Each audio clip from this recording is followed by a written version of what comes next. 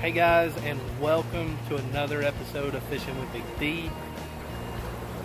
Hey guys, today we have a really special episode for you guys. Big D, tell them what we're doing.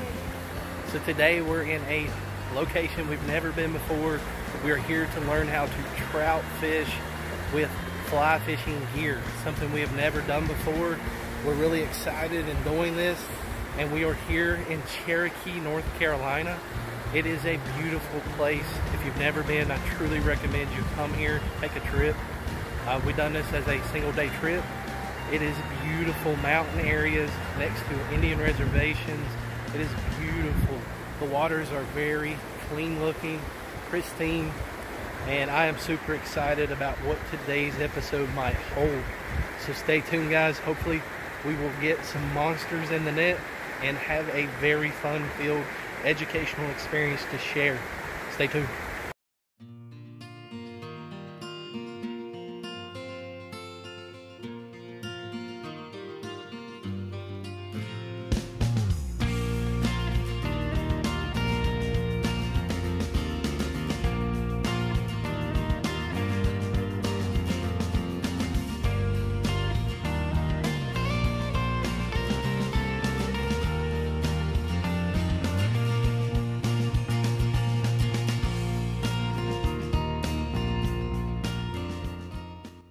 Right about there, and go ahead and push that down.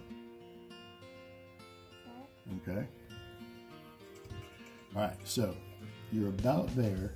What we need to do is get it to look more like mine. See how I got a bunch of room in here? You kind of got your tip. Yeah. So just try to make yours look like mine. There you go. So, what I normally do. Let me give you these till I find them.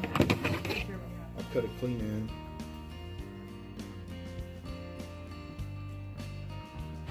Give you that one. I'll give you this one bright and you can see real good. Alright. That's what you get. Let me use that real quick. Right back in. So, what we're going to tie is called a mop. Super productive pattern. Fish love it. So all this is your mom's rug in the bathroom. That's what it looks like. Alright, and what we'll normally do, and everything you use, man, there's some kind of prep work you're going to have to do before you can just go right at it most of the time. These here, pull away at this fiber.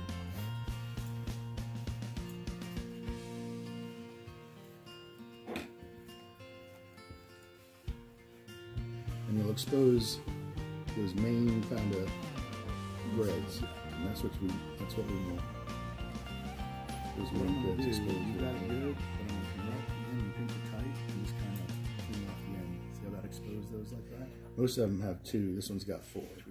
So I'll get those kind of exposed like that. One side is obviously closed. This is the side that we'll be pulling from. Let's go ahead and try that. Okay. This is the side that we'll be pulling from. So these kind here, seems like my thumb fits real nicely in that little area. And you can pinch it. Now right here, if you decide you need to, you can put more pressure on that to kind of, keep it tight. Most of the time I have them set up to where, because there's different size threads, and I'll have them set up, this one for that thread, this one for a little thicker thread, and on, as far as tension is concerned. And these here, you can pull them out to loosen them up a little bit. Alright, so get yourself a little work thread here on the left hand side, my left. Excuse me, come up right behind the bead, holding this side, coming up over the top, and then what I'm going to do, I'm going to wrap towards the bend of the hook. And as I'm doing that, my left hand, I'm slowly starting to bring it up this way. It'll slide on you. So you're crossing over that line in your finger? Yeah, so maybe 1 or 2, and then start working it down. At this point, I can bring the thread up this way. Right, parallel to the hook. Yeah, now I'm keeping kind of moderate pressure. I'm not pulling down real hard, but I'm keeping it tight for sure. And once you got it about to the hook band, to the hook point, you can go ahead you snip your little tag. And now we're kind of ready to work.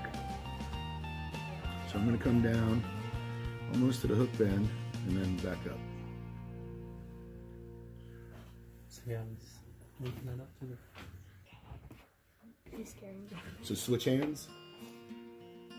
There you go. Okay. And that's where you All right, now this hand on this side. groove. Yeah, grab that. And keep that on this side. And now I want you to take this, yeah, there you go, and bring that all the way up to the bead. No, you're good. This is a learning process. So bring that right up behind the bead. Now, pull this hand down a little bit. There you go. Now, what I want you to do, hold that. Start wrapping this over the top. This part. Oh, get it up back there. There you go. Mm-hmm. Now stop. So you see how you're hitting that hook? Did you feel it?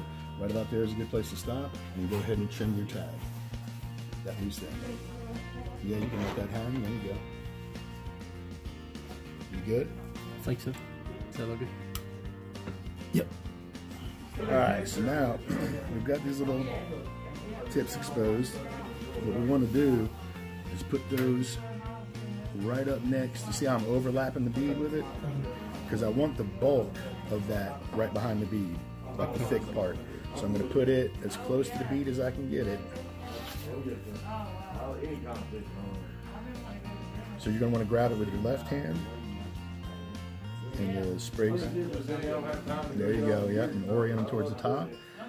And then, yeah, right about there. So now, yep, and now come over the top. Alright, back it off. You see how it slipped on you? So what I want you to do is back it away from the bead just a little bit. Right about there, yeah. And now catch the little guys. Try not to go on the fat stuff. Come this way a little bit. Okay, now come through. Keep wrapping. All I'm doing is twisting this back towards the top. So I got it on the top now. All right, now, and when I do something like that, I'll pull this back and see how it moves again. So I'll get it situated on top, pull it back and pinch, and I'll come in with some tighter wraps. Not pulling too tight, but I'm just kind of locking that down. And now that should situate on top real good. This is called a whip finisher, all right? And I'm just gonna do it a couple times. So we'll have your thread in this line, come up here, I'm gonna lay it right on top, put that hook in, so that's hooked. And then you see this little dimpled area right here? Okay, we're gonna put the hook in, and I'm gonna bring that dimple right on the thread. Can you see that? Okay, at this point, what I'm wanting to do is pull my thread up. That's gonna keep it from sliding off of this dimpled area by my thumb. There we go. All right, so I'm gonna pull my thread up, keeping things fairly tight. Now at this point, I'm bringing my hand up this way, and I'm trying to make a triangle right there. All right, so we'll try this again. Then lay it down, hook it, put it in the dimple. That's step one. Step two, bring my hand up, okay? At this point, I'm bringing the tool up like this. Come on, there we go. And trying to get this for the triangle. That's the hardest part of it. Understanding how this thing flips in your hand. Pull that up, boom. That triangle is what we're looking for. At that point, we bring that, I'm just pulling with my left hand right up to here. At this point, all I'm doing, I'm keeping this thread on my side of the hook and bringing that over. Okay. And I'm just gonna keep doing that. Now right here, I'm gonna bring this nippled area up. It slides off. Oh, All you right, just so made a knot. you know. And now give yourself room. Perfect. Yes. Good job. All right. Yeah. Pull that through. All right. And don't slip your line. Different patterns. And we're going to do a pattern here in a minute that uses it. Some guys, when they tie these knots, See how I got that area between the actual mop and the bead? And if that ever happens, what you can do, take some of this stuff. And, you know, rule of thumb with this stuff is less is more, always. And I've even had two people tell me, take what you think you need, then split that in half, and then split that in half. And so there's all kinds of, but for this purpose here, having it kind of bulky is good. So I'm gonna grab quite a bit of it, maybe about that much. They make like chapstick type tacky stuff if you want it. Just at your finger. And now I'm pinching it with this, I'm holding my thread, and I'm gonna come up and I'm just gonna put a little bit on there. I'm pulling it off with my left hand and give it a twist.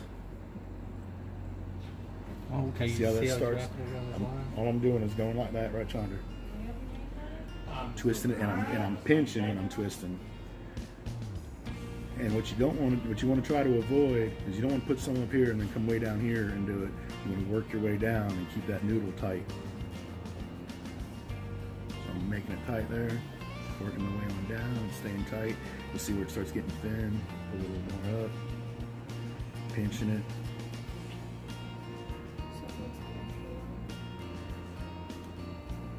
Alright, and you got your little noodle action going. And this is a lot bigger and thicker than most stuff, but with this pattern here, that's not going to matter too much. Now, what I'm going to do is orient it to where I start my wraps right at the front side of this mop. So you already see I'm angling back this way. Right.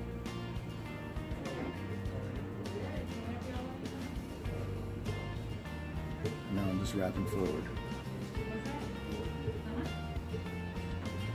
And it puts a little collar on there. Take your whip finish tool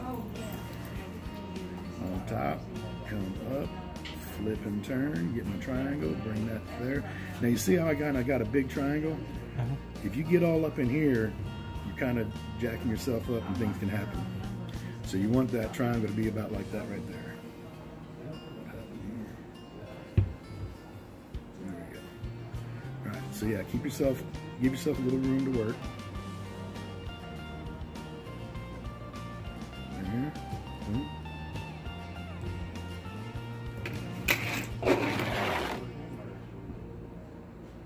And then at this point, we can come in,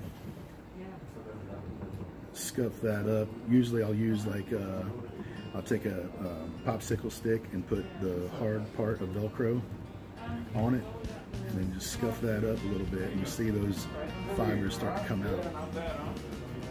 And it will get bushy. There you go. So we're going to try that. So here's the stuff. So this looks real good. This looks real good. This looks real good. But you notice they all look kind of different. It's not going to matter. The fish will eat them. All right, they're not, trout aren't necessarily super particular.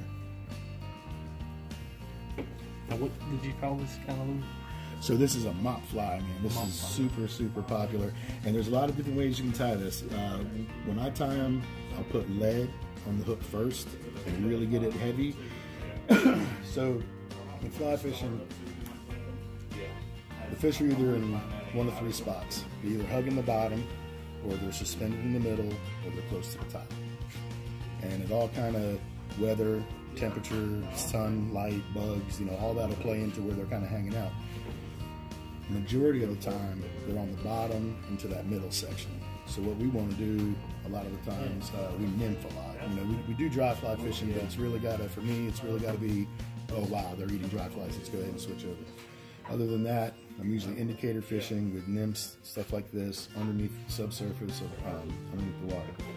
These are really popular and do well because they're super heavy. This soaks up the water, so that helps, right? And it gets them flies down. And that's kind of, if you can get them in their face, you've got half the battle beat, And then after that, you dial in the pattern, But the main objective, especially if they're hugging bottoms, they get down, and these are real popular for that.